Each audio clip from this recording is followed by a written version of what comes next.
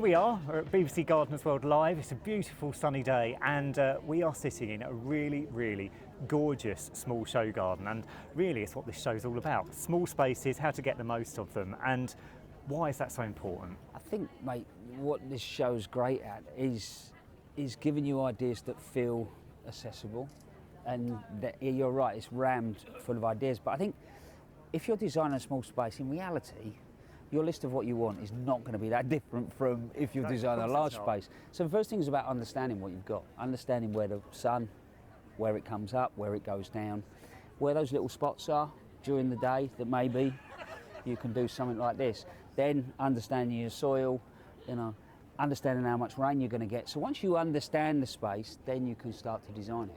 I mean, you're quite right. Someone that's got a small garden, they're probably going to want somewhere to sit.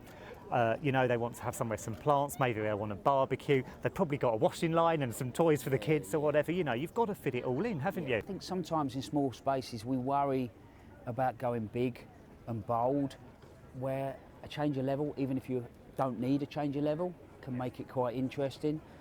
But actually big and bold when it comes to planting and things like dividing walls.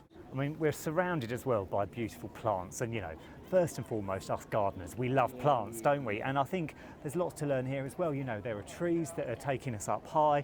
You shouldn't be afraid to put something quite big into a small space, should you? No, and on top of that, if you're in the street, don't design your garden in isolation. So what I mean by that is it could well be that you've got a tree next door. Like here, we've got trees outside of this garden, but because we've put a tree in this garden, they're pulling the next door into it. So you're not just using your small space, you're nicking bits from other people's small spaces as well. I would say to anyone, if you're going to design a small garden, measure it, get it on a piece of paper, make sure that your design you're doing works to a scale, so you're creating a smaller version, organise the space, then you can start to organise the planting.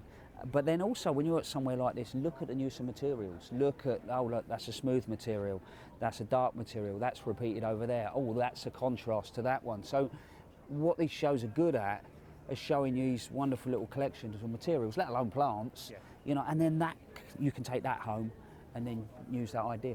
Well, good stuff. I've enjoyed sitting here very much indeed. I'm hugely inspired by this garden. What, you're going to go and build one? Well, might give it a try, you never know. I look forward to that. It's great to get your take on it, Adam.